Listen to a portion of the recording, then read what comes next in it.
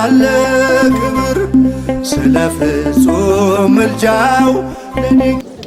በስመ አብ ወወልድ ወመንፈስ ቅዱስ አሃዱ አምላክ አሜን።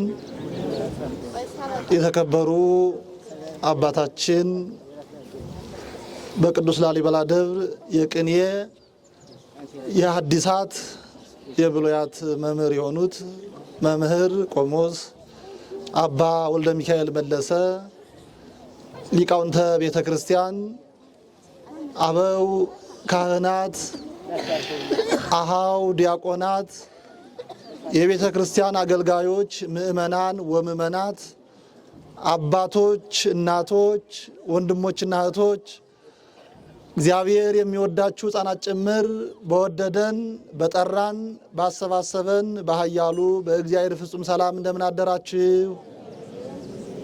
እንደምን አደራችሁ? እንደምን እስከ ሰዓት ደረሳችሁ? አሜን። ምሕረት፣ ቸርነት፣ ይቅርታና ምስጋና የባህሪ ገንዘቡ የሆነ አምላካችን ከያለንበት ስፍራ በፍቅር ስቦ በረዴት አቅርቦ በዚህ በተቀደሰው ዕለት ወደዚህ ወደ ቅድስናው ስፍራ መጥተን ተሰባስበን እንድናመልከው በመስቀሉ እንድንባረክ ድርሳነ ቅዱስ ሚካኤልን ገድለ ቅዱስ ላሊበላን እንድንሰማ አምላካችን የፈቀደልን እግዚአብሔር ስሙ ይክበር ይመስገን። የባህሪያችን መመኪያ የድነታችን መሰረት እናታችንና እመቤታችን ቅድስት ድንግል ማርያምም እንደ ክብሯና እንደ ሞገሷ ክብርና ምስጋና ይድረሳት። እንዲሁም ቅዱሳን መላእክት፣ ቅዱሳን ጻድቃን፣ ሰማዕታት እንደየክብራቸውና እንደየሞገሳቸው ክብርና ምስጋና ይድረሳቸው። አዎ እስካሁን ያው ይሄ ድምጽ የሚያስተጋባው ማይኩ ስላልነበረ ነው እንጂ የቅዱስ ሚካኤል ድርሳኑም መቅድሙም ተነቧል። እንዲሁም ደግሞ የገናናው ጻድቅ የአባታችን የቅዱስ ላሊበላም ታምሩን ሰምታችኋል። ከዛ በፊት በኪዳን በጸሎት በግል ጸሎት እንዲሁም በሳታት ነው የነበርነው። አሁን ደግሞ የዚህ ሁሉ ቃለ እግዚአብሔር ማሰሪያ መሰብሰቢያ ማሳረጊያ የሆነውን ትምህርተ ወንጌል እንማራለን ማለት ነው። የዛሬው በዓል ገናና ታላቅ በዓል ነው። ብዙ ድርብ በዓላት አሉና በዓሉን አስመልክተው አባታችን መጋቢ ሐዲሳት ወብሉያት መምህር ቆሞስ አባ ሰምረአብ መለሰ ያስተምሩናል። አረፍ አረፍ በሉና ያው ቃለ እግዚአብሔር የሚማር ሰው በቤተ እግዚአብሔር ደጅ ወይም ደግሞ በመስኩ በለመለመው መስክ እርፍ ብሎ በልብም በአካልም እንቅስቃሴ ሳይኖር ማለት ነው። ያው በአካል የምትንቀሳቀሱ ሰዎች አላችሁ። ስለተወሰነ ጊዜ በያላችሁበት የቆማችሁም ተቀመጡና በደንብ አዳምጡ። በእውነቱ ማለት ነው ዋናው የነፍስም የስጋም እረፍት የነፍስም የስጋም በረከት የሚገኝበት ራሳችን የምናይበት መስታወታችን የእግዚአብሔር ቃል ነውና ወደ ትምህርት ነው የምወስዳችሁ። ለአባታችን ተናጋሪ ሐዋርያው አንደበት ለሁላችን ሰሚና አስተዋይ ልቦና እግዚአብሔር አምላክ ያድለን። ወደ መምህራችን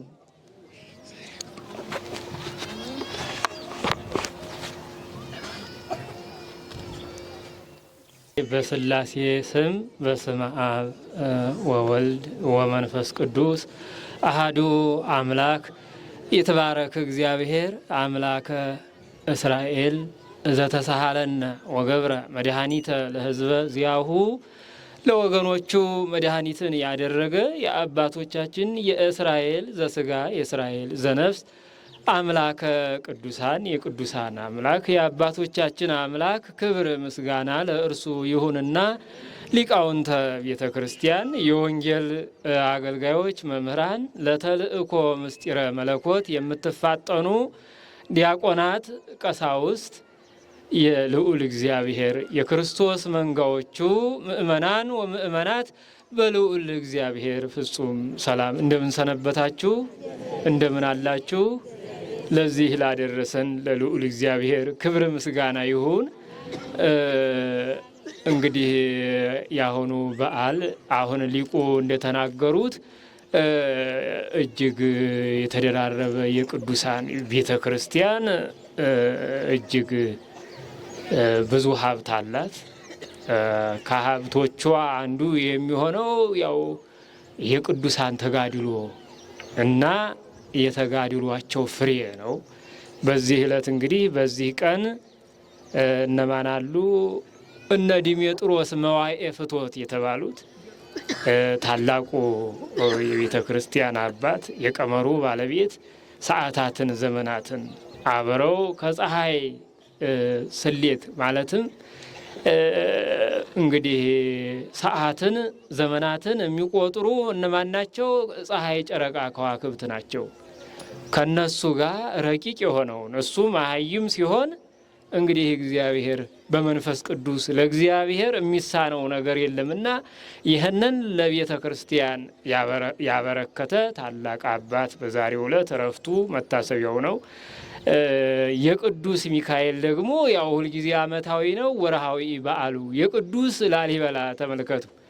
አዎ የመላእክትም የምድራውያን ጻድቃን ቅዱሳንም በዓላቸው ነው ማለት ነው። የወንጌላዊው የማቴዎስ ከአራቱ ወንጌላት አንዱን ወንጌል የመጀመሪያውን ወንጌል የጻፈው አምላካችንን ምስጢረ ተዋህዶውን አጉልቶ የተናገረው ታላቁ ሐዋርያ ቅዱስ ማቴዎስ። ቤተ ክርስቲያን እንግዲህ ሁሉንም ትመዘግባለች። የሚገርመው የሚያስደንቃት የቤተ ክርስቲያን ሀብት የኃጥአንንም የጻድቃንንም መዝገብ ማኖሯ ነው። የሚገርመው የሚያስደስተው ይሄ ነው። አትንቅም።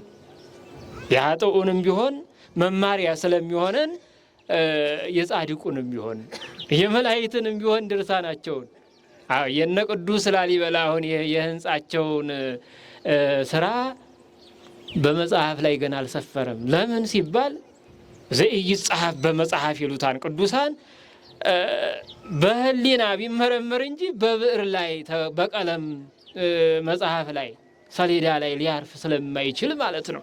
ይሄ የማይነገር የማይመረመር በዚህ በመጽሐፈ መነኮሳቱ ዘኢይጻሐፍ በመጽሐፍ ሊጻፍ የማይችል የእግዚአብሔር ጸጋው ስጦታው እንደ ጸሎተ ልቡና ያለ የቅዱሳን ተመስጧቸው ረቂቅ የሆነው በመጽሐፍ ሊጻፍ ስለማይችል ነው። እንግዲህ የእግዚአብሔር ስጦታ ነው። ይሄንን እንግዲህ መጠነ ተክህለነ ነው የተቻለንን ያህል ብለው ጽፈው አስቀምጠዋል። ዛሬ ደግሞ እነ ነቢዩ ሳሙኤል በቅዱስ ሚካኤል አማካኝነት ወዴት ንጉሥ ቀብቶ ለማንገስ ወደ ቤተልሔም ወደ እሴይ ልጆች የተላከበት ነው ነቢዩ ሳሙኤል። እግዚአብሔር ቀድሞ ነገስታቱን እየቀባ ካህናቱን እየሾመ እያከበረ ሁለቱ እነዚህ እንግዲህ ምንድናቸው? ሕገ ሥጋና ሕገ ነፍስ ናቸው። እነዚህ ከታመሙ ሁለቱ ሕገ መንግስቱና ሕገ ክህነቱ ማለት ናቸው። እነዚህ ከሌሉ ያው ያስቸግራል ለመኖር ለመመራት ማለት ነው። ይህን ጥንቱን እግዚአብሔር እነዚህን ሰጥቷቸዋል። እነዚህ ናቸው። እንግዲህ ነቢየ እግዚአብሔር ልበ አምላክ የተባለው ዳዊት በዛሬው ዕለት ተቀብቶ የነገሰበት ታላቅ በዓል ነው። እንግዲህ እነ ቅዱስ ላሊበላን ነገስታት ከነገስታት ይወለዳሉ። ደጋግ ነገስታት ከደጋግ ነገስታት አርያ ነስተው ደጋግ መምህራን ከደጋግ መምህራን ይቀዳሉ።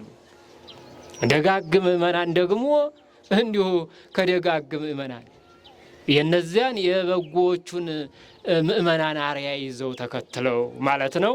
እንግዲህ ከዚህ በላይ ደግሞ የእመቤታችን የዘመነ ጽጌ 40ው ቀን እንግዲህ የልዑል እግዚአብሔር የሕፃን ወልደ እግዚአብሔርና የእመቤታችን ወደ ግብፅ የመሰደዱ በሰፊው የሚታሰብበት ምእመናን በማህሌት ተገኝተው አጅበው የእመቤታችንን ምስጋና የሚያደምቁበት የሚናገሩበት አውድ ነው። ይሄ እንግዲህ ይሄ ሰሞን 40ው ቀን እስከ ህዳር 5 ቀን 40 ቀን ማለት ነው። አባቶቻችን ወዲያውኑ በጥር እንዳይሰሩትኝ ወዲያው አይመችም እለቱ አመቻችተው እዚህ ላይ አምጥተውታል። እና ለዚህ ነው እንግዲህ ለዚህ እግዚአብሔር በረዳን መጠን አኮኑ መንፈስ ሙንቱ መላእክት ወይትፌን ነው ለመልእክት ሀበ እልሃለወሙ ይረሱ ሕይወተ ዘለዓለም ይላል። እሱ ታላቁ የምስጢር መዶሻ የሆነው ልሳነ እፍረት የተባለው የምስጢር ባለቤት ቅዱስ ጳውሎስ ለዕብራውያን በጻፈላቸው በአንደኛ መልእክቱ በምዕራፍ 1 በቁጥር 14 ላይ ይህንን ተናግሯል። እንግዲህ ይህንን መልእክት የጻፈው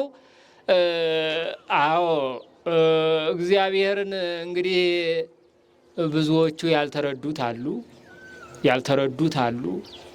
ሲጠየቁም ኤርምያስ ይሉሃል፣ ኤልያስ ይሉሃል፣ ዮሐንስ ይሉሃል። ዳግመኛም ደግሞ ከዚህም ደግሞ ለይተው በተዋህዶ ስላለ መለኮትና ትስብእት በተዋህዶ ሳሉ መልአክ ይሉ ነበርና ይህንን ለማጠየቅ እንዴ መላእክትማ ረቂቃን አይደሉም ወይ? መናፍስት አይደሉም ወይ? በዚያውም ላይ ደግሞ የዘላለም ሕይወትን ይወርሱ ዘንድ ስላላቸው ሰዎች የሚላኩ ለተልእኮ የሚፋጠኑ አይደሉም ወይ ብሎ ይህንን መልስ የሰጠበት አንቀጽ ነው። እንግዲህ ግሩም ቃል ነው ይሄ ቃሉ። የእግዚአብሔር ቃል ለቅዱሳኑ ለሐዋርያቱ ተገልጾ ተጽፎ በዘመኑ የነበሩ ምእመናን እንደዚህ ቁጭ ብለው ተምረውበት አሁን ደግሞ እኛ ስናነበው ስናየው የሚገርም ነው የእግዚአብሔር ቃል። ስለ ቃሉ የአባቶቻችን የነ ቅዱስ ላሊበላ አምላክ የተመሰገነ ይሁን። እንግዲህ ፀሐይ ብዙ እንትን እንዳይላችሁ የተወሰነ ነው፣ ጠር አድርገን ነው ትምህርቱን የምንሰጣችሁ። የደከማችሁ እናቶቻችን ምናልባት ወደ ጥላ ቦታ ጠጋ ብላችሁ የእግዚአብሔርን ቃል መስማት በተለይ በአሁኑ ሰዓት በተለይ በአሁኑ ጊዜያችን ሰዓት መሸሸያችን መጠጊያችን የችግራችን መፍትሄ ያለው የት ላይ ነው ካልነ ቤተ ክርስቲያን ውስጥ ነው። የእግዚአብሔር ምሕረት የሚከፋፈልበት የምሕረት ማደያው ወይት ነው ካልነ ደግሞ ያው ቤተ ክርስቲያን ላይ ነው። የትም ያለው የትም ብንሄድ ምንም ብንሆን ኃጢአት ቢበዛም የእግዚአብሔር መዓት መቅሰፍቱ ቢበዛም ከየት ነው? ወደ እግዚአብሔር ነን። እግዚአብሔርን ብንበድለውም ከሱ የሚያመልጥ የለም፣ ማንም የሚያመልጥ የለም፣ ሁሉም እና ይህን ነው የሚለው። እንግዲህ እነማን ናቸው እንግዲህ የዘላለም ሕይወትን የሚወርሱት? መላእክት ወደ እነሱ የሚላኩላቸው የዘላለም ሕይወትን የሚወርሱ እነማን ናቸው? እንግዲህ መላእክት ለተልእኮ ይፋጠናሉ ተብሏል። እመቤታችን ደግሞ እነሱ የሰውን መስዋዕቱን ጸሎቱን ወደ ላይ ወደ ልዑል እግዚአብሔር የሚያቀርቡ ናቸው። የእግዚአብሔርን ምሕረት ቸርነት ደግሞ ወደ ሰው ይዘው ይመጡ ናቸው። በአንጻሩ ደግሞ እኛ እንመቸው ስንል ወዴት ይዘው ይመጣሉ? ከእግዚአብሔር ያለውን ምሕረት ይዘው እንደሚመጡ ከእግዚአብሔር ያለውን የታዘዘውን መዓት መቅሰፍት ደግሞ ይዘው የሚመጡ ናቸው። እመቤታችንን ተላአኪተ እግዚአብሔር ወሰብ ይላታን። እመቤታችንን በንጽህና ስለምትመስላቸው ትነነያ ይሏታል። እመቤታችንንም እንዲህ ይላታል፣ ለሰው አገልጋይ ምሕረትን ከእግዚአብሔር ወደ ሰው ልጆች የምታመጣ የምታወርድ ሰውን የምታማልድ ስለሆነች እንደዚህ ይላታል። በተለይ ቅዱስ ሚካኤልና እመቤታችን በምን ይመሳሰላሉ?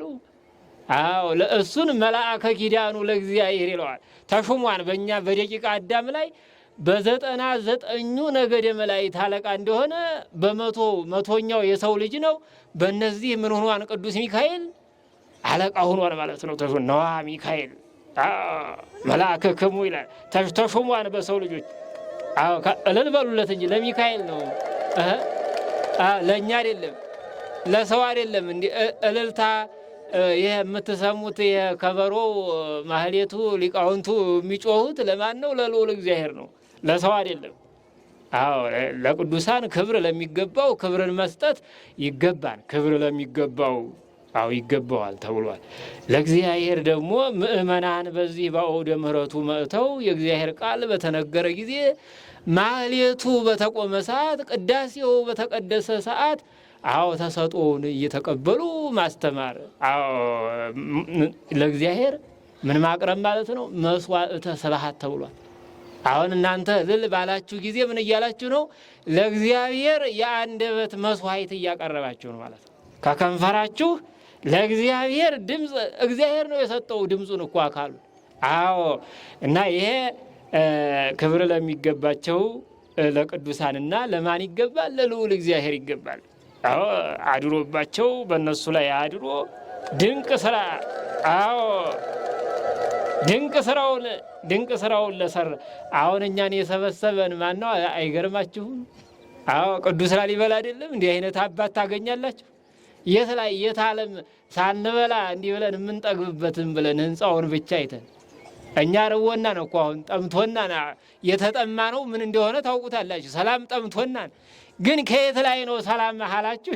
ቤተ ክርስቲያን ሁልጊዜም ቢሆን በሰላም ሞልቷታል። ቃሉ ስለሚነገርባት መስዋዕቱ ስለሚሰዋባት የእግዚአብሔር ሰላም በእግዚአብሔር ቤት በእግዚአብሔር አደባባይ አለ። በፍቅር የምትሰበስብ እንዲህ አድርግ በፍቅር የሚሰበስቡ አባቶቻችን ክብር ለአባቶቻችን ለነ ቅዱስ ላሊበላ ክብር ለነሱ ይሁን። አዎ ይሄ ድንቅ ነው። እንግዲህ እነማንን ነው የተራዳው ብለን ትንሽ እንደው ወደ ምስጢሩ ሳናበዛው ገፋ አድርገ ነው እንመለሳለን ማለት ነው። እንደ ልዑል እግዚአብሔር ገላጭነት እንደ እግዚአብሔር መንፈስ ቅዱስ ገላጭነት ማለት ነው። እና እንግዲህ መላእክቱ ወደ እነማን ተላኩ ብለን ስናይ ዛሬ ዳዊትን እንየው። ከዳዊት ቅዱስ ሚካኤል እንግዲህ ምን እንደሆነ አይተነዋል። የመላእክት አለቃ እንደሆነ ደግሞ ተሹሞ በሹመቱ የማይኮራ ነው። የሚገርመው እስመ በትህትና ረከበ ልዕልና የተባለ ነው። የሚገርመው ቅዱስ ሚካኤል እንደ ያኛው እንደ ሳጥናኤል የማይተብት ነው። ያኛውን መቃት ያወረደው እኮ ነው። ታዩታላችሁ በስዕሉ ላይ ተረግጦት አታዩትም?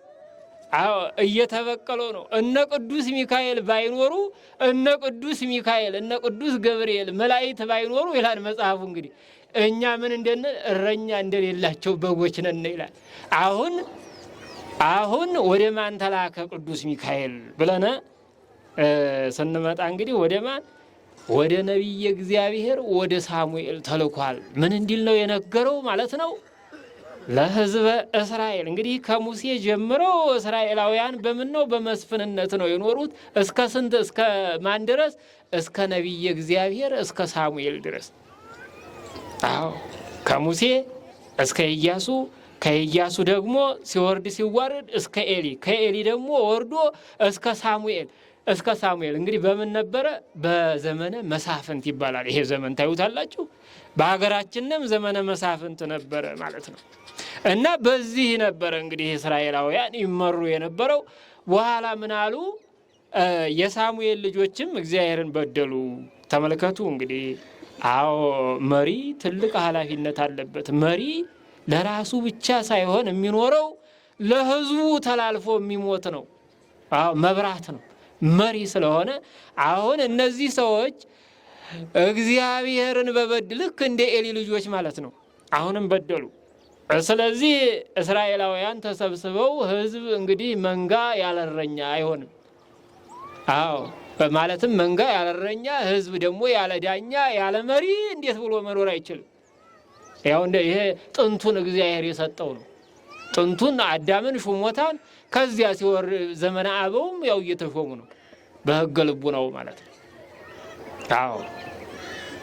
እግዚአብሔር መሪ አለው ይሾማን። እሱ ሲሰራ አይታይም፣ ቸር ነው ይሰጣን ዝም ብሎ አንዱን እንዲመራው አድርጎ ነው። እና እነዚህ ሰዎች ምን አሉ? አሁን እስራኤላውያን ተሰብስበው ሄደው ወደሱ ወደ ሳሙኤል ቀርበው እንግዲህ አንግስ ለነ ዘይቀነየነ ነው ንጉሥ አንግስልን እባክህ ብለውታል። ምን አሉ? ንጉሥ አንግስልን፣ መሪ ሲጠን፣ የሚመራን ስጠን። ምክንያቱም መሪ ከሌለ ያው ሀሳባችን እንደምታውቁት አይሰበሰብም። አንድ መሪ አንድ ኃላፊ ያስፈልጋል። የብዙዎቻችን እውቀት የብዙዎቻችን ሀሳብ የተበታተነ ይሆናል። ያንን ሁሉ ሰብስቦ የሕዝቡን ሀሳብ ጨምቆ የሚመራ ሰው ግድ በመንፈሳዊው ይሁን በስጋዊው ይሁን ከመላእክት ጀምሮ ህይወት አለቃላቸው። እንደውም በየከተማቸው ማለት በሶስቱ እንግዲህ በሶስቱ ከተማ በሶስቱ ሰማያት ማለት ነው። በእነዚህ ያሉ መላእክት ራሱ መሪ ያላቸው። ከነዚህ ጀምሮ ደቂቀ አዳም ደግሞ መሪ አላቸው በየጎሳቸው፣ በየቋንቋቸው፣ በየሀገራቸው እና እባክህ መሪ ስጠን ጮሁ እስራኤላውያን። አረ መሪ ስጠን እባክህ አንግስልን ዘይቀን ይናሉ። እንግዲህ ከምን ሊያልፍ ነው ማለት ነው? ይህ ነገር በነቢዩ በሳሙኤል ዘንድ መልካም አልነበረም ይላል። አዘነ። አዘነ። እንግዲህ ምን ሊመጣ ነው ማለት ነው? ዘመነ ነገስታት ሊመጣ ነው። የነገስታት በነቢይ ነበረ ይመሩ የነበሩት፣ በካህን ነበረ፣ በመስፍን ነበረ እስራኤላውያን ይመሩ የነበረው። አሁን ከዘመነ መሳፍንት ወደ ዘመነ ነገስት ሊያልፍ ስለሆነ ይህ ነገር በሳሙኤል ዘንድ ክፉ ሆነ፣ አስጨነቀው ሳሙኤልን። ምን ብሎ ነው ያዘነው? አይ እግዚአብሔር እስካሁን ይላል በነቢይ በካህን በመስፍን አድሮ እስራኤላውያንን ይረዳቸው፣ ያገለግላቸው፣ ይመራቸው ነበረ። ከዚህ በኋላ ይህንን እድል አያገኙም ብሎ አዘነ ይላል። እንደተባለውም እንግዲህ ወደ እግዚአብሔር አመለከተ። ወደ እግዚአብሔር አመለከተ። ገና ነው የዘመነ ነገስታት ጊዜው ገና ቢሆንም ልዑል እግዚአብሔር ግን ያው ልክ የይነቅሽ መንግስት ይሉታን ሳኦልን ማለት ነው። የይነቅሽ መንግስት ይሉታል። ሳኦልን እንዲያነግስላቸው ያው የእግዚአብሔር ፈቃድ ሆነ። ጊዜያዊ ማለት ነው።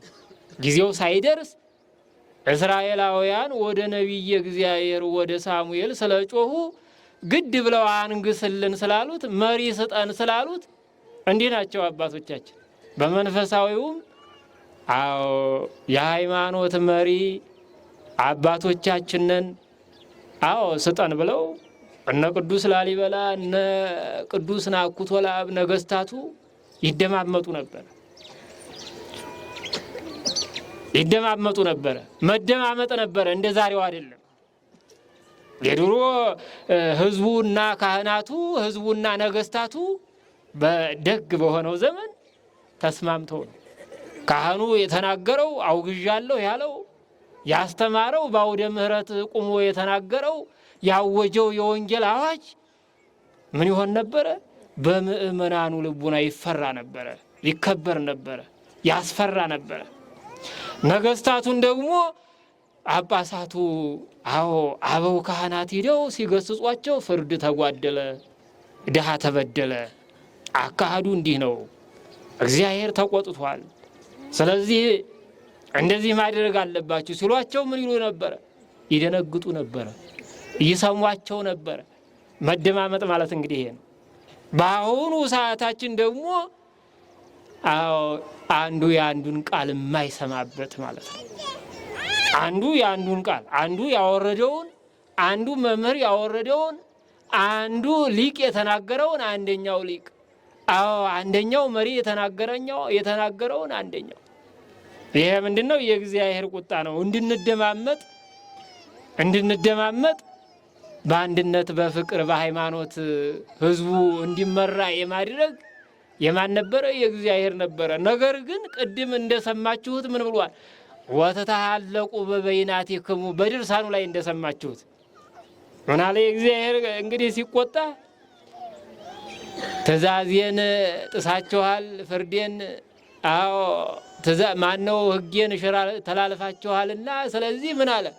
እርስ በርሳችሁ ምን አለ? ትተላለቃላችሁ። ይሄ የእግዚአብሔር ቁጣ እኮ ነው ወገኖቼ፣ ታዩታላችሁ።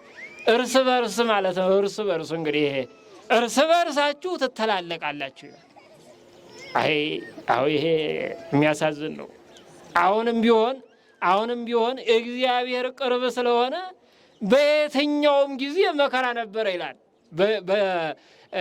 በእርግጥ በታሪክ የሌለ መከራ አለ፣ ያልነበረ በጽሁፍ ያልተጻፈ በመጽሐፍም ሊጻፍ የማይችል እንግዲህ ህይወት ድግግሞሽ ነው። ያው በቅዱስ መጽሐፍ እንደተመዘገበው ብዙ ታሪክ አለ፣ ብዙ ያለፈ ህይወት አለ። ዳግመኛ ደግሞ ወደፊትም ደግሞ የሚመጣ የተነገረ በመጽሐፍ መጻሕያትን ባወቁ ከሥላሴ በተሰጣቸው ሰዎች የተነገረ ኃይለ ቃል አለ። ሰዎች ሸብተው ጥርስ አውጥተው እየተናገሩ ከማህፀን የሚወለዱበት ጊዜ ገና አለ ተብሎ ተጽፏል። መጽሐፍ የማይናገረው የለም።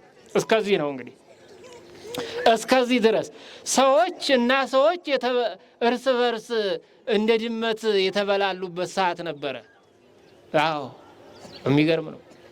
ዘመነ ረሃብ አልፏል። 7 ዓመት በእስራኤል የነበረው በመጽሐፍ ቅዱስ የተጻፈ እና በዚህ ሰዓት እንኳን ምን ነበረ ለማለት ነው? የእግዚአብሔር ቸርነት ነበረ። የሚገርመው በመዓቱ ውስጥ በእግዚአብሔር በመዓቱ ውስጥ ምን አለ ካላችሁኝ ቸርነቱ አለ፣ ምሕረቱ። የሚገርመው ክፉ በተባለው ዘመን ክፉ በተባለው ሰው ምን አለ? የእግዚአብሔር ቸርነት አለ። እንደተባለው እንግዲህ ሳሙኤል እንግዲህ የነገር ክፉ ቢሆንም እግዚአብሔር አንተ አቡነ ወአንተ እምነ የሚባል ስለሆነ እንደ እናትም እንደ አባትም ስለሆነ ምን ሰጣቸው ነው የሚለው። ለጊዜው የይነቅሽ መንግስት ማለት ጊዜያዊ ብሎ ማለት ነው። ጊዜያዊ መሪ ማንን አስነሳላቸው? ሳሙኤልን ሰጣቸው ይላል። ሳኦልን ሰጣቸው። ይቅርታ፣ ሳሙኤል ማን ነው? ሳኦልን ሰጣቸው፣ አነገሰላቸው። እንግዲህ በሱም ጊዜ ደግሞ ምን ሆነ? እግዚአብሔርን ማሳዘን ሆነ ይላል። ተመልከቱ። ከዚህ በኋላ እንግዲህ በሳኦል ዘመን ማን ነበረ? ታሪኩን አልፌ ነው የምነግራችሁ ከሰዓታችን አንጻር። ከዚህ ሲያልፍ እንግዲህ እውነተኛው የእስራኤል መንግስት ዘመነ ነገስታት በማን ነው የተጀመረው? በነቢየ እግዚአብሔር በዳዊት። እግዚአብሔር ወዶ ፈቅዶ ነቢዩን ልኮ ያነገሰው የቀባው የእስራኤል መንግስት ማን ነው? ዳዊት። ነቢየ እግዚአብሔር ዳዊት ነው። ወደሱ ማንን ላከ? ልዑል እግዚአብሔር አምላካችን ነቢየ እግዚአብሔር ሳሙኤልን። ገና ማን እያለ ማለት ነው? ሳኦል ገና በወንበሩ ላይ እያለ በመንግስቱ ላይ እያለ እስራኤልን እየመራ እያለ እግዚአብሔር ማንን ላከ? ነቢየ እግዚአብሔር ሳሙኤልን ወደ እሴይ ልጆች ወደ ቤተልሔሙ ሰው ወደ እሴይ ልጆች እንዲያነግስ በመልአኩ በቅዱስ ሚካኤል ተላኪነት ተራዳኢነት ነቢየ እግዚአብሔር ሳሙኤል ታዘዘ። እሱ ደግሞ እንዴት ብዬ ነው የማነግሰው? በመንግስት ላይ በንጉስ ላይ ንጉስ ሳነግስ ብገኝ እንዴት እሆናለሁ? ማን ይቀበለኛል? በእኔ ላይ ቅጣት ይደርስብኛል ብሎ ወደ እግዚአብሔር አመለከተ ይላል። መስዋዕት እሰዋለሁ ብለህ 2 ጓላተ ላህም መስዋዕት ይዘህ ሂድ። በዚያን ሰዓት መስዋዕቷቸው እንግዲህ ምንድን ነው? ከእንስሳት ወገን ነውና ይህንን መስዋዕት ልትሰዋ ወደ ቤተልሔም ይሄድ ነበር የተባለው። ወደ ቤተልሔም ሲሄድ መስዋዕቱን ይዞ የሀገሩ ሊቃውንት ታላላቁ ሽማግሌዎቹ ሰላምኑ ምጽአት ከነቢየ እግዚአብሔር ነቢየ እግዚአብሔር አመጣጥህ መልካም ነው ወይ? በሰላም ነው ወይ አመጣጥህ? በዚያን ሰዓት እንግዲህ ነቢያት መጻሕያትን ይናገራሉ። ከእግዚአብሔር መዓት መቅሰፍት መእቷ ብለው ይናገራሉ። እውነተኞች ነበሩ። እውነተኛ እግዚአብሔር ነቢይነትን የሰጣቸው ለነቢያቱ እግዚአብሔር ሳያናግር እስመ አልቦ ዘይገብር እግዚአብሔር ዘይከሰታ ለአግብርቲሁ ነቢያት ለነቢያት ሳይናገር ትንቢት ይቀድሞ ለነገር ነውና አስቀድሞ ስጋዊውንም ሁሉንም አናግሮ ነው የሚመጣው። እግዚአብሔር ለወዳጆቹ ገልጾ አናግሮ ነውና የሚመጣው። ይሰሟቸው ነበረ።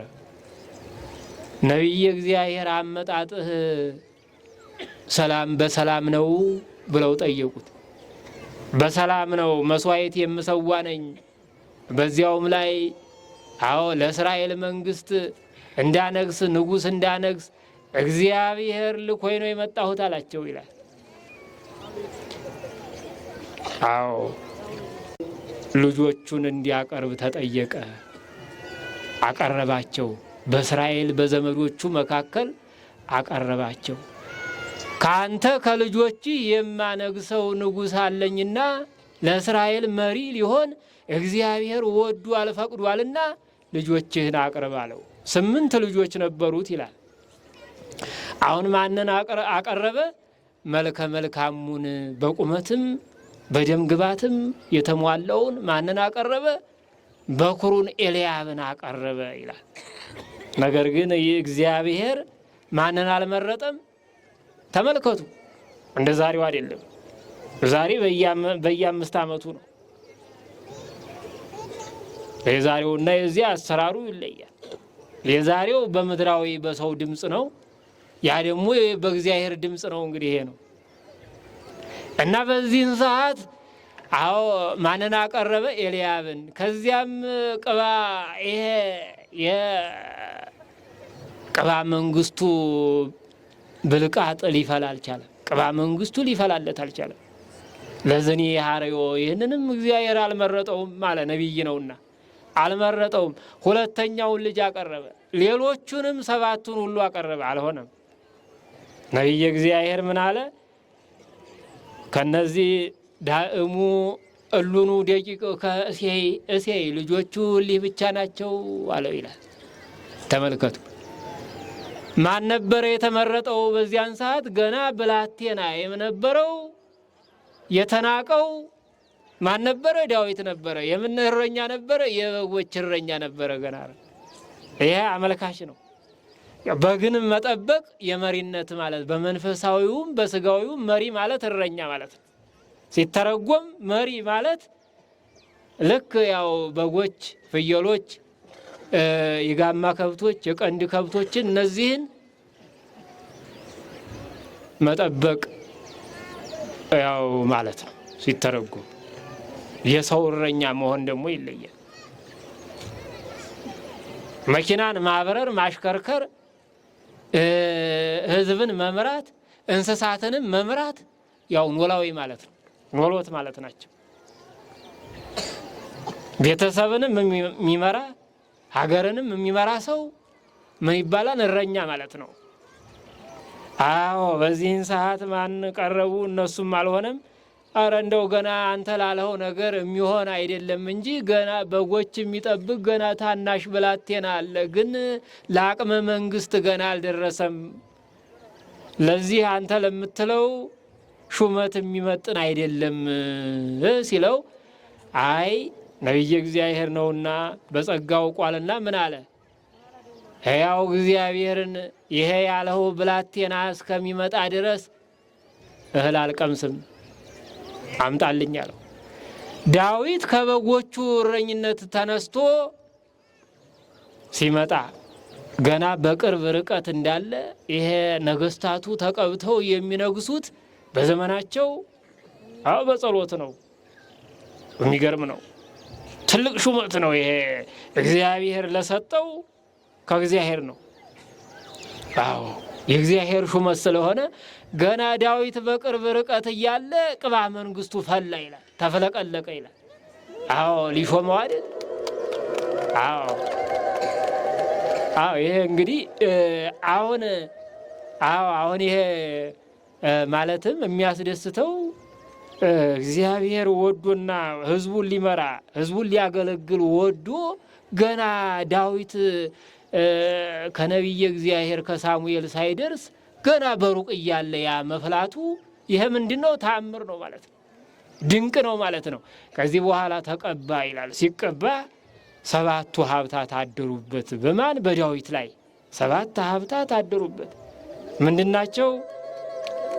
አዎ ምንድናቸው? በሱ ላይ ያደሩበት ምንድናቸው ካልነ ሀብተ መንግስት ተሰጠው። ይሄ ማለት እንግዲህ ከእግዚአብሔር ሰውን ለመምራት አዎ እንግዲህ የሚፈርድ እውነተኛውን አማናዊውን በመጨረሻው ዕለት በዕለተ ምጽአት ኃጥአንንና ጻድቃንን በነቢብ በገቢር በሐልዮ የሚፈርድ ፈታሒ በጽድቅ ማን ነው? ልዑል እግዚአብሔር ነው። ይሄ ፍርድ የሱ ነው። እውነተኛው ሚዛን ከማን ነው ያለው? አዎ ከእግዚአብሔር ነው ያለው። ከዚህ በታይ በምድር ያለውን ደግሞ መንፈሳዊና ስጋዊ ፍርድን እንዲፈርድ ደግሞ እግዚአብሔር ይህንን ለማን ሰጥቷል? ለሰው ልጆች ሰጥቷል። የሚገርም ነው። ያልሰጠው የለም። እግዚአብሔር ሁሉን ነገር ሰጥቷል። እና እንግዲህ ሀብተ መንግስት አድሮበታል፣ ሀብተ ክህነት አድሮበታል። መስዋዕት ይሰዋ ነበር ይላል። ሀብተ ኃይል ተሰጥቶታል። ምን ማድረግ ነው ይሄ? አዎ አንበሳውን መግደል፣ ነብሩን መግደል። ተመለከቱ። የሰው ልጅ ይሄ ይቻለዋል? የሚገርም ነው። ሀብተ መዊ ማለት ደግሞ እንደዚህ ጦርነት ካለበት ገብቶ ማሸነፍ ማለት ነው። እንደውም በዛሬው ዕለት በቅዱስ ሚካኤል ተራዳኢነት እንግዲህ ቁመቱ 6 ክንድ ከስንዝር የሚሆነው የጦሩ ዛቢያው ማለት ነው የሸማኔ መጠቅለያ የሚያለው እሱን በማን ኃይልን ማለት ነው? በእግዚአብሔር ኃይል እስራኤላውያን እየተገዳደረ እስራኤላውያንን ይገዳደራቸው ነበር። 40 ቀን ሙሉ ማን ነው ጀግና ከኔ ጋር የሚገጥም? ተመልከቱ። የሰው ልጅ እኮ እንደ እስከዚህ አመጽ ያለው እግዚአብሔር በዝናብ ያበቀለውን ተመልከቱ። በፀሐይ አብስሎ በዝናብ አብቅሎ ቢመግበው አካል ዘያክል ቢያገኝ ሰው መስገድ ነው። ጉልበት ካለው አገልግሎ ሰርቶ ነዳያንን መርዳት ማገልገል ሲገባ ማን ነው ወንዱ ከኔ ጋር በትር የሚገጥም? ከኔ ጋር የሚሰላለፍ ከኔ ጋር ጦር የሚገጥም ማን ነው? አዎ ይሄን እያለ የነበረውን እጅግ እስራኤላውያን ፈርተውት የነበረውን ንጉሱ ሳኦል ፈርቶት የነበረውን ሰው ምን አደረገ ነው የሚለው?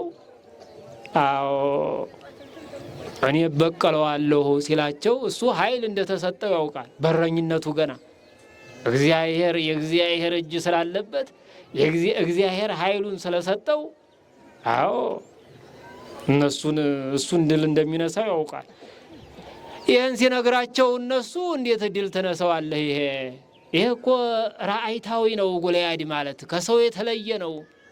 ቁመቱም ውፍረቱም እንደምታየው ነው። እንዴት ይሆናል ሲሉት አይ ኃይል እኮ የእግዚአብሔር ነው ይላቸው ነበር። ከዚህ በኋላ ዳዊት ልክ ጎልያድ ጥሩር ለብሷል። የጦር ልብስ ማለት ነው። ራሱ ላይ ወርወርቴ ደፍቷል። ጋሻና ጦር ሰይፍ ይዟል። ያስፈራን። እንኳን እሱን ጋር ለመዋጋት በዳዊት አቅም በፍጹም የማይታሰብ ነው። አሁን ዳዊት በዚያ ልጅነቱ ሳኦል ምን አደረገለት ነው የሚለው? የጦር ልብስ አለበሰው ይላል። ሰይፍም አስታጠቀው ይላል። አይደለም፣ በዚህ አይደለም። የለመደው ዳዊት እንዲህ አልነበረም። በጦርነት አይደለም። ኃይል የእግዚአብሔር ነው። ጉልበት የእግዚአብሔር ነው። ማሸነፍ የእግዚአብሔር ነው አለና ምን አደረገ ነው የሚለው? የቀድሞውን መሳሪያውን በትሩን ያዘ፣ ወንጭፉን ያዘ፣ 5 ድብልብል ድንጋዮችን ያዘ ይላል ዳዊት። በዚህ በሳሙኤል 15 አንደኛ ሳሙኤል 15 ላይ ይዛችሁ ስትሄዱ ስታነቡ ሙሉ ታሪኩን ታገኙታላችሁ።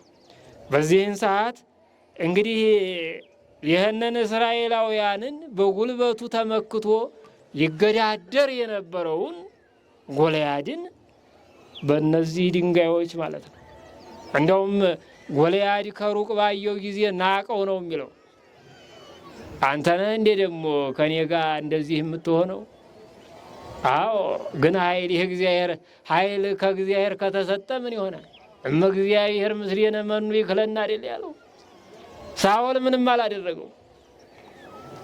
ጎልያድም እንደምታዩት እዚህ በኋላ እነዚህ 5ቱ ድንጋዮች የምን ምሳሌዎች ብለዋቸዋን ሊቃውንተ ቤተ ክርስቲያን? የ5ቱ አዕማደ ምስጢር። ጎልያድ የዲያብሎስ ምሳሌ ነው። ከ5ቱ ድንጋዮች በአንዱ ድንጋይ ማን የወደቀበት ነው? ጎልያድ ተመትቶ የወደቀበት ነው እና በጦርም ሳይገጥመው ዳዊት ከአምስቱ ድንጋይ አንዷን በወንጭፉ ላይ ጥሎ ቢወነጭፍ መካከል ግንባሩ ላይ መታው ይላል። ሲመታው የእግዚአብሔር እጅ አለና በራሱ ላይ የደፋው የናስ ቦርቦርቴውን ድንጋዩ ሰንጥቆ ገብቶ ግንባሩ ውስጥ ድንጋዩ ተከተተ፣ ጎልያድ ወደቀ ይላል። ዳዊት ሰይፉን የጎልያድን ሰይፍ ተቀብሎ አንገቱን ቆርጦ ተመልከቱ። እንግዲህ ይሄ ማን ነው? የእግዚአብሔር እጅ ነው። ሰው ጥፋ ያለው አላቅሙ እግዚአብሔር በሰጠው ጉልበት እግዚአብሔርን ማገልገል ሲገባ ጦርነት ሰውን ለመግደል ተዘጋጅቶ ስራውን ለግድያ አገልግሎቱን ለግድያ መዋል ምንን መጣስ ነው? የእግዚአብሔር ትቅትል ያለውን አትግደል ያለውን የእግዚአብሔርን ቃል መጣስ ነው። እስራኤላውያንን እንደዚህ አድርጎ ከምን አደረጋቸው ይላል? ከምን ነፃ አደረጋቸው ይላል? ከጎልያድ ከዚህ ነፃ አደረጋቸው፣ ጣለላቸው። ይህንን የሰራ ማን ነው? ቅዱስ ሚካኤል ነው። እንግዲህ ሊቀ ኃይላት አይደለ? ኃይል ነው እሱ። እስራኤላውያንን 40 ዘመን መና የመገባቸው ባህር የከፈለላቸው መላከ ሰላም ነው ይላል። ቅዱስ ሚካኤል የሰላም አለቃ የሰላም መሪ ነው። ምሕረትን የሚለምን ይቅርታን የሚለምን በ10ቱ 40ቱ ትንብልና ከይላል እረፍት የሌለውም ለኃጥአን በዚህ ዓለም ላሉ ለሰው ልጆች ልክ እንደ እመቤታችን ማለት ነው። በርኅራኄ እመቤታችንና ቅዱስ ሚካኤል ይመሳሰላሉ ማለት ነው። እንግዲህ ከዚህ በኋላ ነው እንግዲህ ዳዊት ስንት ፈተና አልፎ ይሄ ትንቢት ተነግሮ ከነገሰ በኋላ ሳኦል እስከሚያልፍ ድረስ ብዙ ፈተና ደርሶበታል። ዳዊት እሱ ሳኦል በዚህን ጊዜ ምን ተብሎ ተዘመረ? ዳዊት እልፍ ገዳይ ሳኦል ሺህ ገዳይ ብለው አመሰገኑ፣ ዘመሩ። በዚህን ሰዓት ምን ሆነ ማለት ነው? በሳኦል ላይ የቅናት መንፈስ አደረ ይላል። እንግዲህ ሰሎሞን እንደገለጸው ቅናት አጥንትን ያነቅዛል ይላል። በዚህ ሲቀና ተመልከቱ፣ እሱ በጎውን ስራ ነው የሰራው። ፍልስጤማውያን እየማረኩ እየወጓቸው እየቀጠቀጧቸው ነበረ። ከነዚህ ስላዳናቸው ሴቶች እንደዚህ ብለው ስለዘመሩ በሳኦል ላይ ምን አደረ ይላል። ልክ እንደ ሄሮድስ በወልደ እግዚአብሔር በሕፃኑ በወልደ እግዚአብሔር በኢየሱስ ክርስቶስ ሄሮድስ እንደቀና የማይገባ ቅናት በሄሮድስ አደረና ቀና ይላል። በሲቀና ሳኦል ሲቀና ምን አደረበት? በሽታ አደረበት ይላል። እግዚአብሔር እኮ የሚገርም ነው። የተቅና ላይ ለኩያን ብሏል፣ አትቅና ብሏል። በባልንጀራ በሀብቱም በማንኛውም ነገር ቢሆን መቅናት አይገባም። ለእኔም ስጠኝ ነው እግዚአብሔር ለእኔም አድርግልኝ አንተ ሁሉን ማድረግ ሁሉን መስጠት ትችላለህ እንጂ ብሎ ለራሱ ጸሎት ማድረግ ነው እንጂ በሰው ላይ በወንድሙ ላይ ቀንቶ ተመቅይቶ የማይሆን ነገር ነው። ሳኦል ስለቀና ሕመም አደረበት፣ ክፉ መንፈስ አደረበት ይላል። ያሰቃየው ጀመረ ይላል። ነገር ግን ምን ይሆን ነበረ?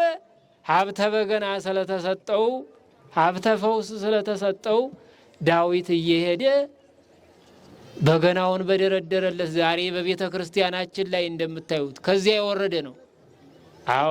ነዋየ ማህሌት እና ያድነው ነበረ፣ ይፈወስ ነበረ። ያን ድምፅ ሲሰማ የእግዚአብሔርን ቃል የቤተ ክርስቲያንን ድምፅ የወንጌልን ቃለ ወንጌልን በመስማት ከዓለሙ እንረጋጋለን። ወደ ቤተ ክርስቲያን በመምጣታችን ሥጋውን ደሙን በመቀበላችን በንስሐ ሕይወት በመመላለሳችን ሰላም እግዚአብሔር እናገኛለን። ከዓለሙ የምናገኘው ዓለሙ የሚሰጠን ግን ምንድን ነው ካልነ እንድንቀና እንድንበሳጭ በሆነው ባልሆነው በዚህ ዓለምም በወዲያኛው ዓለምም ዕዳ የምንገባበትን ነው እና ዳዊት ይፈውሰው ነበረ።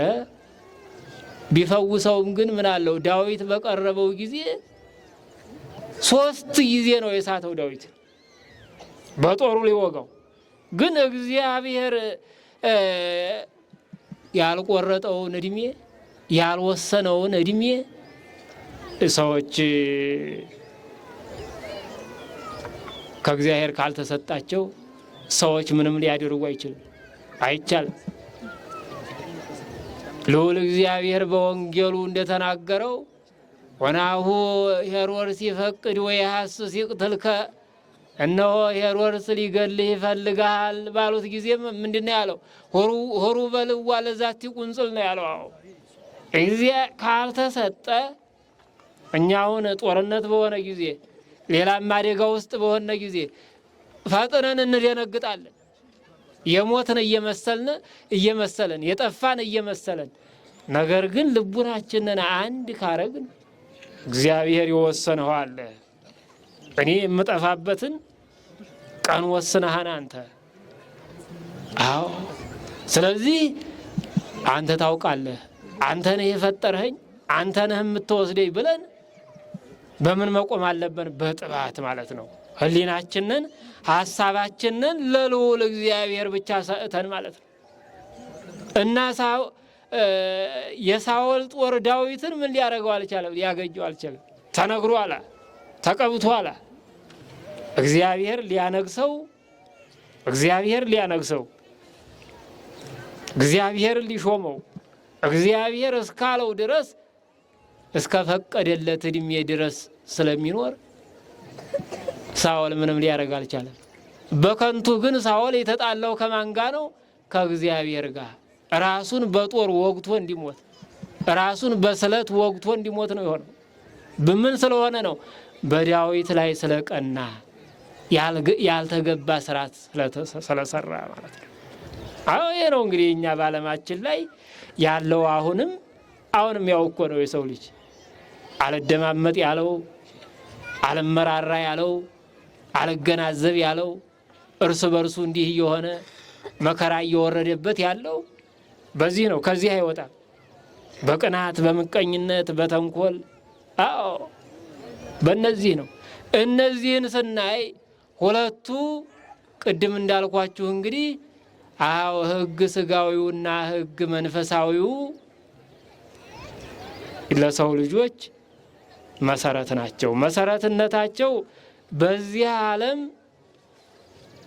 ስጋዊ ሕይወታችንን፣ በወዲያኛው ዓለም ደግሞ መንፈሳዊ ሕይወተ ነፍሳችንን ለዘላለም የምናኖርባቸው። በዚህ ዓለም ስጋን የሚመሩ ፍትህ ስጋና ፍትህ መንፈሳዊ፣ ለስጋው የስጋው ለነፍሱ የነፍሱ ደግሞ ለስጋ ስለሚተርፍ ማለት ነው፣ ስለሚተራረፉ ማለት ነው። ትሩፋተ ስጋው ለትሩፋተ ነፍሱ ይተርፋል። ትሩፋተ ስጋው ለትሩፋተ ነፍሱ ይተርፋል። የአፋው ጸሎት ለውስጥ ጸሎት፣ የውስጥ ጸሎት ደግሞ ለአፋ ጸሎት ይሆናል። ንጽሐ ስጋው ለንጽሐ ነፍሱ፣ ንጽሐ ነፍሱ ለንጽሐ ስጋው ይተርፋል። ስለዚህ እንግዲህ ልዑል እግዚአብሔር አምላካችን ምን አደረገ? በሳኦል ቅናት፣ በሳኦል ጦር ምን አልሆነም? ተሰናክሎ አልቀረም።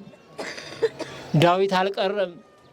ለእስራኤላውያን መሪ ሆኖ ሀብተ ትንቢት ተገልጾለት ሞተ ወልደ እግዚአብሔር ይህን ያሁኑን ዘመን ሁሉ አድነኒ እግዚኦ እስመ ሀልቀ ይሄር ወውህደ ሃይማኖት እጓለ እመሕያው፣ አቤቱ ደግ ሰው አልቋልና ደግ ሰው ጠፍቷልና አድነኝ እያለው ስለ 8ኛው ሺህ ስለ ዛሬ ስላለንበት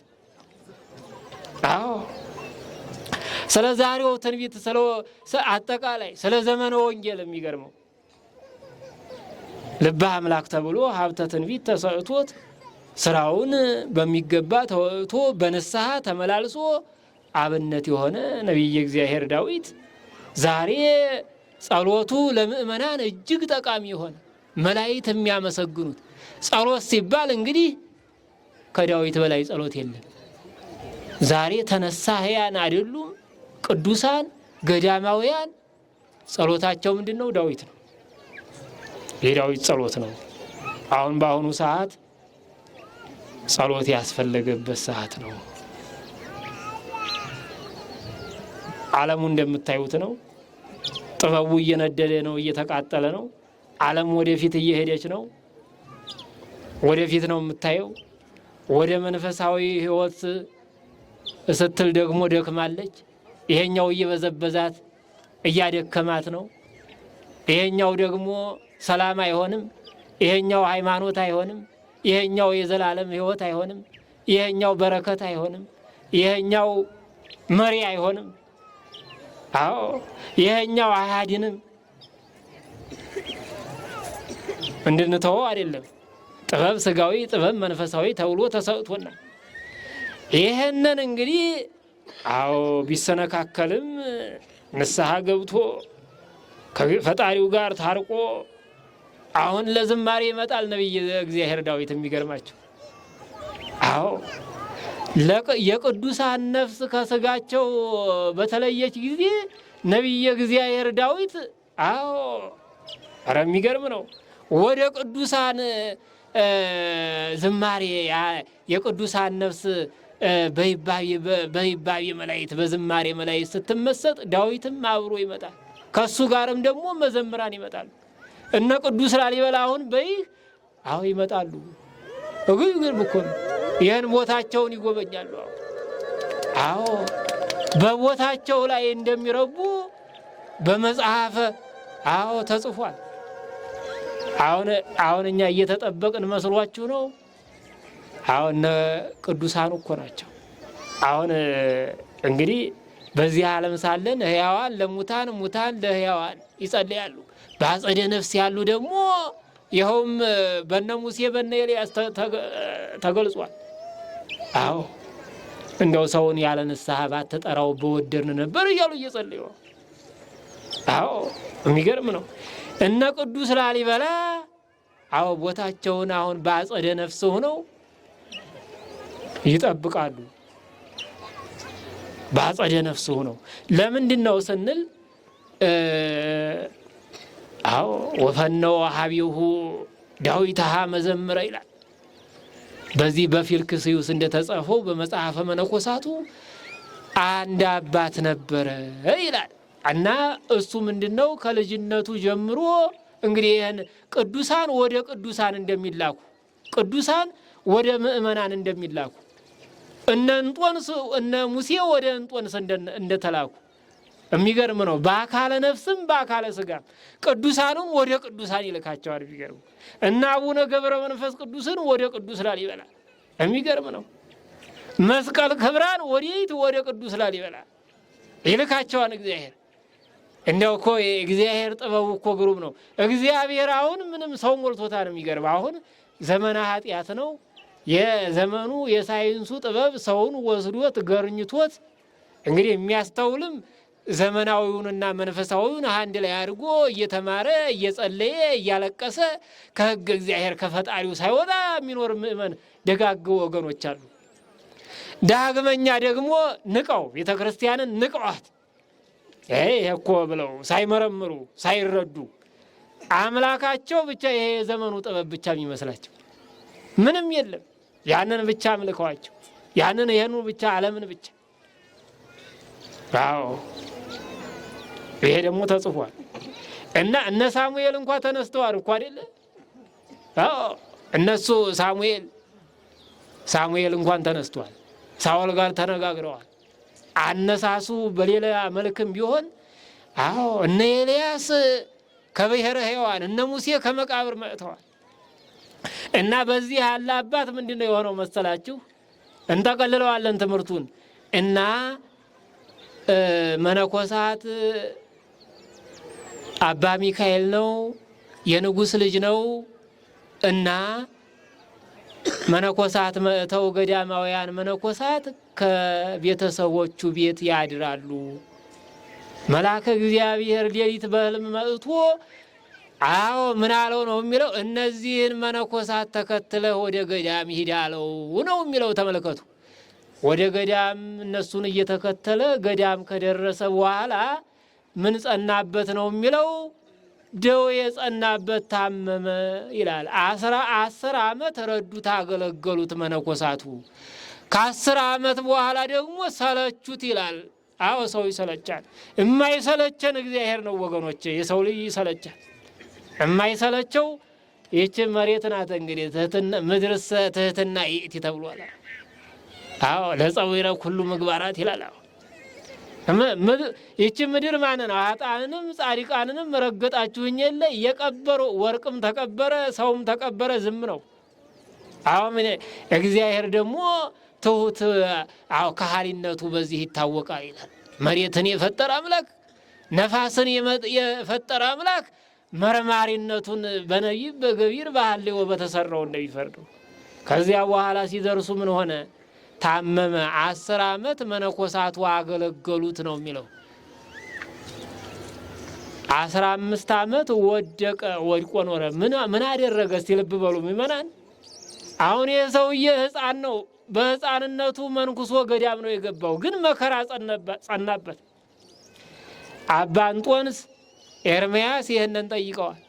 እንደው ምንድነው አምላካችን በዚህ ዓለም ሰው ሆኖ ተፈጥሮ አለ እንጦንስ እኩሉ ምን ይሆናል አለ? ድሃ ይሆናል። እኩሉ ሀብታም ይሆናል። እኩሉ በሕፃንነቱ ይሞታል። እኩሉ ደግሞ እድሜ ከመጠን በላይ ጠግቦ ይሞታል። ለምንድን ነው ይህንን የምታደርገው? ተመልከቱ በፈጣሪ ስራ። መጽሐፍት ግን አይመረመርም አለው። አንተ እንጦንስ ለእንጦንስኒ ተብህለል ወቱ አስተሃምም በእንተ ኃጢአትህ።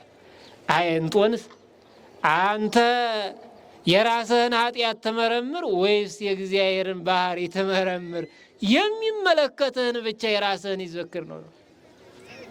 አሁን ዓለሙ በሰው ነገር የሚኮነነው ብዙ ነው።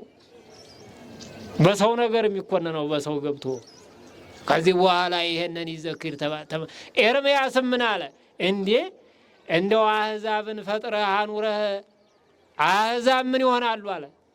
አሕዛብ ጣዖት ያመልካሉ፣ እስራኤልም ይበድላሉ፣ ጣዖት ያመልካሉ። ነገር ግን የአንተን ወገኖች ለምንድን ነው እንዲህ የምታስመታቸው? ለአሕዛብ የምታስገዛቸው?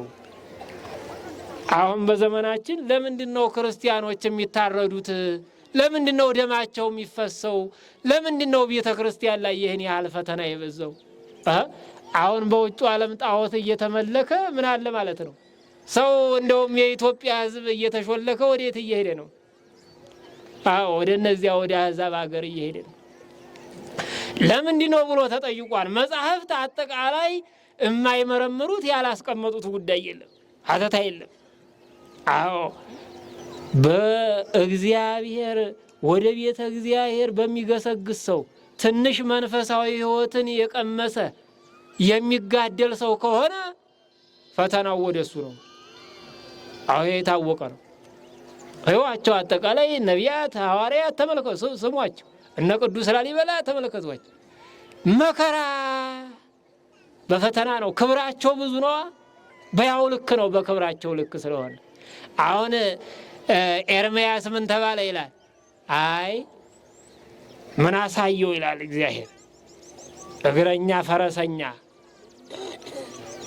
አሁን እንደገና ደግሞ የነፋስ ፈረሰኛ አሳየው ይላል።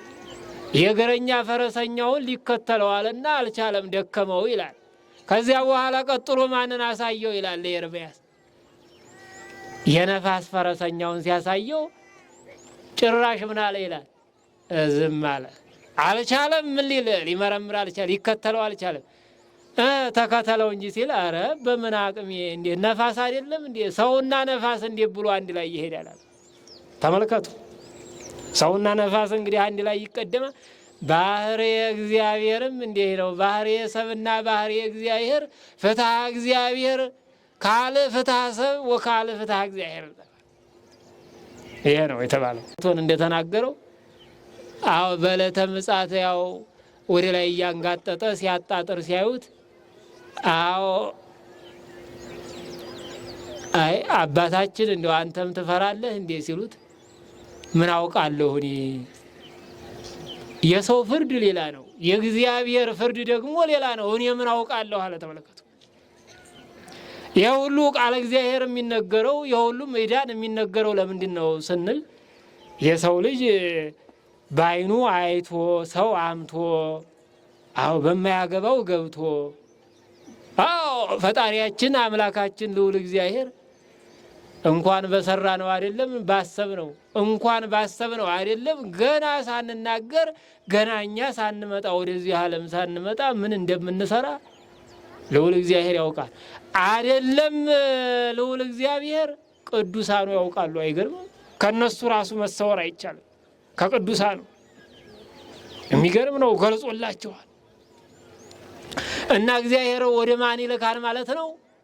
ወደ ማን ላከ ማለት ነው? ወደ እነዚህ ወደዚህ ሰውዬ ማንን ላከ ማለት ነው? 15 ዓመት በዚያ ገዳም ወድቆ መከራ ሲቀበል አዎ አባ ኪሮስ የሚባሉ አባት ደግሞ የአባቶችን ተፈልጦ ተነፍሳ አበውን የአባቶችን እረፍት ለማየት ታያላችሁ። እየዞሩ ምን የሚያድኑ አሉ ማለት ነው። ሰዎች አርፈው እንደሆነ ነዳያን አርፈው እንደሆነ ብለው የሚቀብሩ ሰዎች አሉ። ወይ እንደው ከእግዚአብሔር ያዘጋጃቸው እያስታረቁ የሚውሉ ሰዎች አሉ። በመጽሐፍ ተጽፈዋል። አይገርምም? እየመጸወቱ ደግሞ መጽዋት አበቃ ስራቸው ነው የሚኖሩ። አሁን በአሁኑ ሰዓት ይሄ ተቋርጧል። የድሮ የአባቶቻችን እንግዲህ እንደምታዩት ነው። አሁን የሁላ ወደ ምን ሆኗል? ወደ ዘመናዊነት እየተቀየረ የሰው ልጅ በምናኔውም አዎ ምናኔውም ወደ ምን እየተቀየረ ወደ ዘመናዊነት፣ ሁሉም ወደ ዘመናዊነት፣ መንፈሳዊነት ወደ ዘመናዊነት ሲቀየር፣ አዎ ወደ ዓለማዊነት ሲቀየር፣ ገዳምነት ወደ ዓለማዊነት ሲቀየር አደጋው ይሄ ነው። የክርስቲያን አደጋው ከሃይማኖቱ ከአባቶቻችን ስርዓት ፈቀቅ ያለ ጊዜ ያን ጊዜ ነው እንግዲህ ዓለም ላይ መከራ የሚወርደው። ሕገ መንግስቱም ሕግ መንፈሳዊው ሕገ ክህነቱም አዎ በተሰበረ ጊዜ በተጓደለ ጊዜ በዚህ ሰዓት መዓት መቅሰፍት እዚህ ላይ ነው መስራት ቤተ ክርስቲያን ላይ። አዎ የህዝቡ ደግነት የሚመጸውት አለ፣ በጎ የሚናገር አለ፣ የታመመ የሚጠይቅ ካለ፣ የታሰረ የሚያስፈታ ካለ ዘመኑ ዘመነ ሰላም ይሆናል። የአባቶቻችን ዘመን ደገኛው ዘመን ይመለሳል፣ በረከት ያገኛል። እዚያ በኋላ ይሄ ሰውዬ ሲሄዱ እዚያ ወድቀዋል። ሚካኤልና ገብርኤል ደግሞ በዚህ ሰውዬ ታሟን እኮ እህል የሚያቀርበው የለም። በግርጌና በፍኬ እንደ ልጆች ሆነው እንደ ቤተሰቡ ነው አገኛቸው። በቅቷንና ያቸው ይላል ገብርኤል በሰውየው በራስጌውና በግርጌው